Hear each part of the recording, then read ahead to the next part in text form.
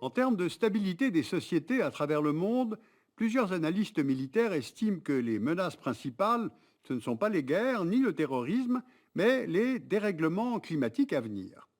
Alors, le dessous des cartes va consacrer 2 numéros à ces questions climatiques et diplomatiques pour tenter de vous éclairer sur les enjeux de cette conférence internationale sur le climat qui se tient en France début décembre. Aujourd'hui, je vais procéder à un rappel des conséquences du réchauffement que l'on observe déjà.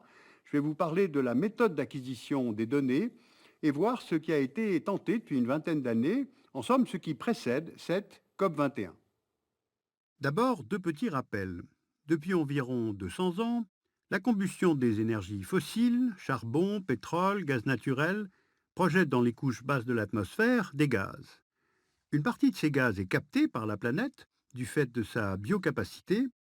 Ce sont par exemple les puits de carbone que forment les forêts tropicales ou tempérées, mais une part des émissions reste coincée dans l'atmosphère, s'y concentre, formant ce que l'on nomme les gaz à effet de serre. Et dans les serres, il fait chaud. C'est bien cette rétention de chaleur qui permet la vie sur la Terre, une partie de la chaleur solaire y étant conservée. S'il n'y avait pas cet effet de serre, la température à la surface du globe serait autour de -18 degrés Celsius. La vie n'y serait donc pas concevable. Mais plus les années passent, plus ces gaz s'accumulent du fait des activités humaines et plus la température à la surface de la Terre augmente.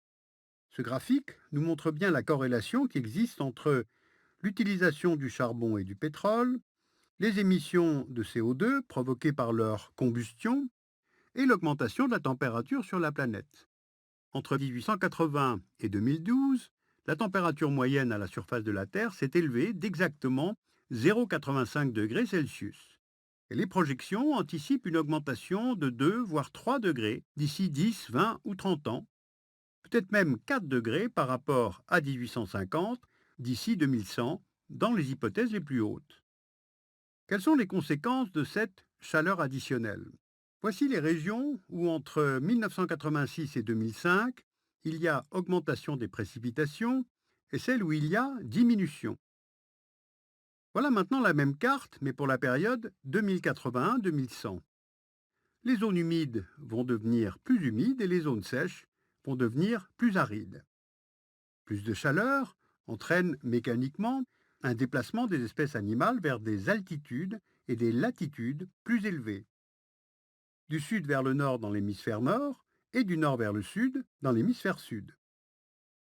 Selon une étude de la revue Science, l'évolution de la distribution de l'habitat des espèces montrait une moyenne d'une montée de 1 mètre par an en altitude et une progression de plus de 1600 mètres chaque année vers les pôles. Il y a aussi un déplacement des maladies endémiques. En Colombie et au Kenya, une étude sur la malaria conduite sur une période de plus de 10 ans par des géographes et des biologistes a montré que lors des années chaudes, les cas de malaria à des altitudes élevées augmentaient. Il y a aussi la fonte des glaciers dans les Alpes, les Andes, dans l'Himalaya, ou encore celle des pôles. Regardez par exemple l'évolution de la banquise arctique entre 1980 et 2012. Et par ailleurs, dans la zone arctique, la fonte des sols gelés, c'est-à-dire le pergélisol, sans oublier la montée du niveau des océans et leur acidification. Très bien, mais comment en est-on arrivé à ces constats? On y est parvenu grâce à de nombreux relevés effectués par les chercheurs du GIEC, en anglais le IPCC. Le GIEC, c'est-à-dire le groupe intergouvernemental d'experts sur l'évolution du climat, est un organisme qui a été créé en 1988 par l'Organisation météorologique mondiale et le Programme des Nations unies pour l'environnement. Ce n'est pas un laboratoire qui mène ses propres recherches, c'est un organisme qui doit faire la synthèse de travaux venant de laboratoires et de chercheurs du monde entier et de toutes les disciplines. Météorologues, océanographes, glaciologues, mathématiciens, hydrologues, géographes, sociologues, économistes. Et avant de faire un rapport, le bureau du GIEC lance un appel à auteurs. Pour le dernier, publié en 2013-2014, le GIEC a reçu 3000 candidatures et finalement, 833 auteurs venant de plus de 80 pays différents ont contribué à son écriture.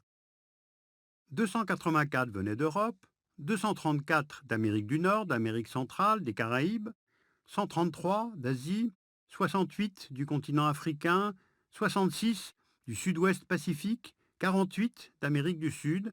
Donc on le voit, même s'il y a diversification, les régions occidentales restent dominantes.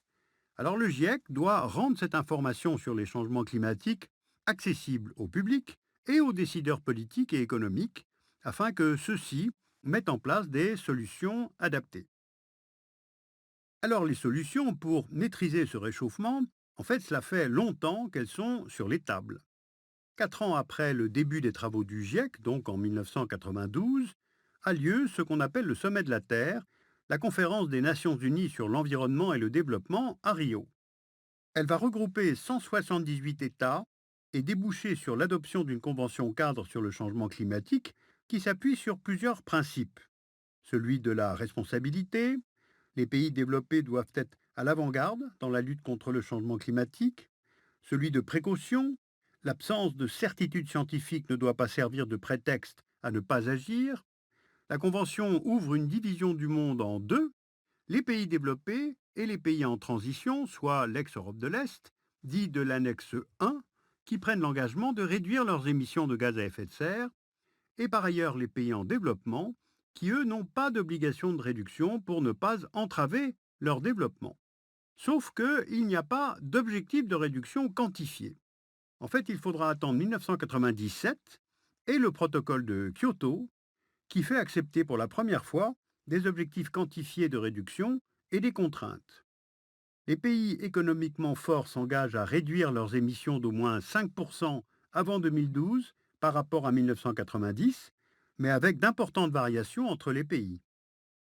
6% de réduction pour le Japon et pour le Canada, 7% pour les États-Unis, 0%, soit une stabilisation pour la Russie et l'Ukraine, une augmentation limitée à 8% pour l'Australie. L'Union européenne s'est arrangée entre États membres pour arriver à une réduction de 8%, et là aussi on peut observer des différences. Le Luxembourg s'engage à une diminution de 28%, le Danemark, l'Allemagne de 21%, alors que la Grèce pouvait augmenter de 25% et le Portugal de 27%. Et pour les contraintes et les vérifications, c'est là que cela se complique, car les sanctions n'ont pas été clairement définies. Pour entrer en vigueur, un minimum de 55 États doit avoir ratifié le traité et la somme des émissions de CO2 des pays de l'annexe 1 l'ayant ratifié doit être supérieure à 55% des émissions mondiales. Eh bien, le protocole ne rentrera en vigueur qu'en 2005. Or, on s'aperçoit rapidement que Kyoto n'est pas suffisant. En 1990, les émissions mondiales de CO2 étaient de 28,3 milliards de tonnes et l'objectif devait être de réduire les émissions de moitié, car 14 milliards de tonnes, c'est à peu près la quantité de dioxyde de carbone que peut absorber la Terre. Or, on mesure en fait en 2010 que les émissions de CO2 étaient de 37,6 milliards, soit une augmentation de 33% par rapport à 1990, et ce, malgré le protocole de Kyoto. Alors pourquoi? Certains États ont respecté leurs engagements, comme l'Union européenne, la Russie, mais ce n'est pas le cas des plus gros pollueurs. Les États-Unis ont signé le protocole, mais ne l'ont jamais ratifié. Le Canada s'est retiré du protocole quand il a vu qu'il n'atteindrait pas ses objectifs. La Russie bénéficiait d'une marge énorme, car la réduction se faisait par rapport à 1990, lorsque son industrie était plus importante et était encore soviétique. La Chine, devenue depuis le premier émetteur mondial de gaz à effet de serre, n'était pas concernée, car elle faisait partie des pays en développement. Et regardez les premiers pays émetteurs de CO2 en 2012. La Chine est responsable de 25% des émissions, les États-Unis 14%, l'Europe 10%, et vous voyez les suivants sur la carte. Et parmi ces pays, seule l'Union européenne, la Russie et le Japon sont concernés par le protocole. Il faut donc un nouvel accord. En 2009, la conférence des parties se tenait à Copenhague, au Danemark, et elle devait permettre d'intégrer certains pays en développement dans ce mécanisme, à commencer par la Chine. Mais le sommet se solde sans engagement chiffré. Et depuis, les conférences de Cancun, Durban, Doha, Varsovie, Lima ont toutes pour objectif de préparer un accord pour la conférence de Paris. Voilà, nous en sommes là aujourd'hui, à la veille de cette COP 21. Deux constats se sont imposés depuis la conférence de Copenhague, il y a 6 ans. Premièrement, le changement climatique est une réalité. Tout le monde, ou presque désormais, s'accorde pour dire qu'il est d'origine anthropique et nous sommes presque tous désormais des climato-conscients. Deuxièmement, le changement climatique est un phénomène mondial. Même si les États industrialisés ont de fait une responsabilité historique, tous les pays devront faire des efforts, des compromis. Un accord doit être trouvé par et pour l'ensemble des États dans le monde. COP 21, cela veut dire 21e conférence des parties organisée par les Nations Unies. Dans notre prochain numéro, je vais vous parler de sa préparation, de la méthode de travail et de ses enjeux. Vous pouvez lire l'Atlas du climat aux éditions Autrement, et puis le livre Climat 30 questions pour comprendre la conférence de Paris aux éditions Les Petits Matins de Pascal Canfin et Peter Steim.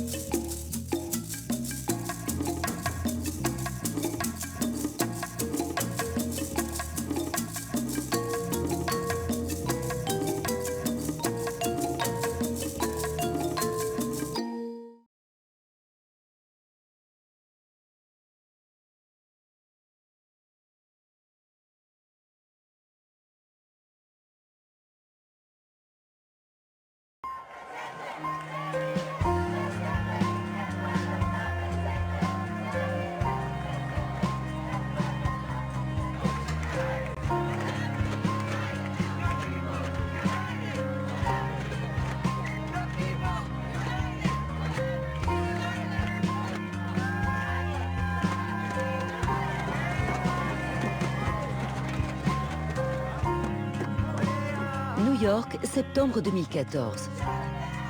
300 000 personnes marchent pour protéger le climat. Leur objectif, pousser 200 pays à agir contre le réchauffement climatique sous l'égide de l'ONU. Dans le passé, aucun accord n'a jamais abouti. La faute à une certaine inertie diplomatique, mais aussi à un mouvement qui a instillé le doute sur la réalité du problème, le climato-scepticisme. Ce mouvement est-il suffisamment puissant pour faire échouer des négociations? Quelles sont les armes à sa disposition pour mener la guerre du climat?